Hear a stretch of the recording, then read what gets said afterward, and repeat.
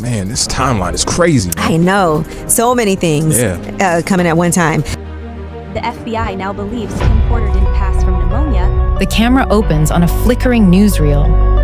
Blurred clips flash across the screen. A comedian's piercing stare.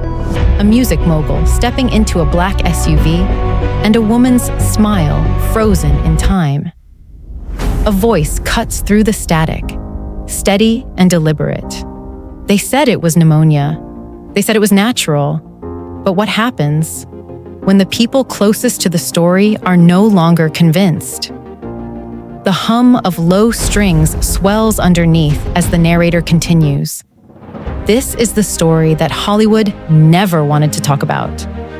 A story that resurfaced with the force of a storm after one man, Katt Williams, decided to speak out.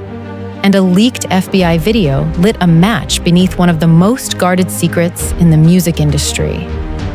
A beat of silence follows. Tonight, we revisit the death of Kim Porter and the allegations that Sean Combs, better known as Diddy, may be forced to face consequences he's avoided for decades.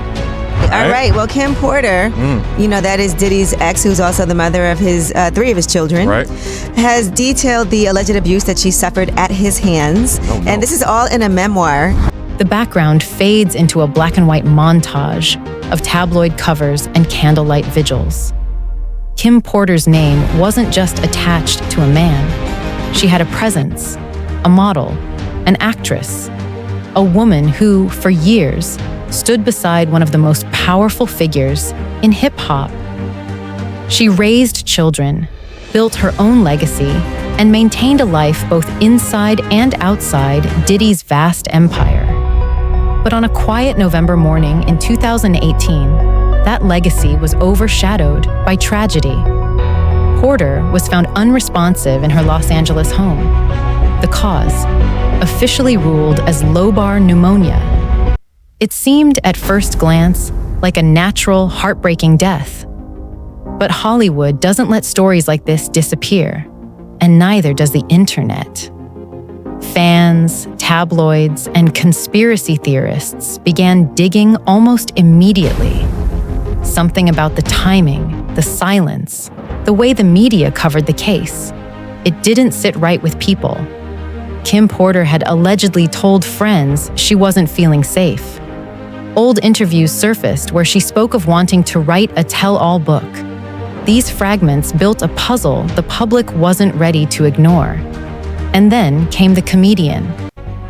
Katt Williams is not a stranger to controversy.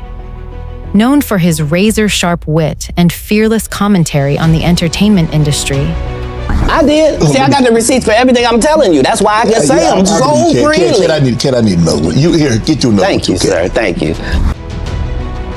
he's one of the few who speak when others stay silent. Over the years, he's made cryptic statements about hidden darkness in Hollywood. But this time, his words carried a new weight. In an interview that rippled through social media, Katt didn't just hint, he pointed directly. He claimed that Kim Porter's death wasn't what it seemed. That behind the scenes, powerful people were moving pieces. And one of them, he alleged, was Sean Diddy Combs himself. At first, people brushed it off as another celebrity stirring up conspiracy.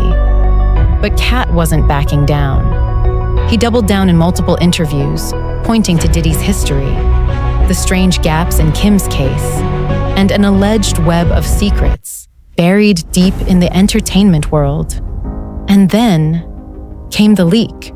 Why come right till today, right now, nobody knows what Kim Porter phone is? No one knew exactly when the alleged FBI video first appeared. It wasn't posted on mainstream platforms. It crept in through corners of the internet, whispers on forums, clipped screenshots on TikTok, strange files shared through encrypted apps. The claim was simple but devastating. The FBI had footage connected to Kim Porter's death. Footage, according to whispers, that that could expose what really happened in those final hours. The government didn't confirm it. They didn't deny it either. And in a vacuum of silence, conspiracy breeds like wildfire. Influencers amplified it. YouTubers dissected every second of what little could be seen. Was it real? Was it fake? It didn't matter anymore. What mattered was that millions believed something had finally cracked open. Meanwhile, social media caught fire. Sure, justice for Kim trended across X and TikTok. People began revisiting old Diddy interviews, slowed down, frame by frame, searching for guilt in his eyes. Celebrities were dragged into live debates. Podcast hosts went on marathon rants. And even longtime allies of Diddy found themselves carefully choosing their words. In comment sections, people and all these freak-offs with him, and he sounds really pissed off. Repeated the same haunting phrase. She tried to tell us. As the wave grew, Diddy's legal team moved fast. Statements were released, sharp and controlled. Denials. Threats of lawsuits. They painted the allegations as baseless conspiracies meant to damage a legacy. But it was too late. The world had already picked its narrative. For many, Diddy was no longer just the successful mogul behind hits, awards, and million-dollar brands. He was now at the center of a storm, a man some believed was finally running out of places to hide. This wasn't the first time Diddy's name had surfaced in the darker corners of entertainment gossip. For decades, whispers of private parties, powerful connections, and unsettling rumors had followed him like a shadow. Some dismissed it as jealousy. Others said it was fear. But this time, it was louder than ever.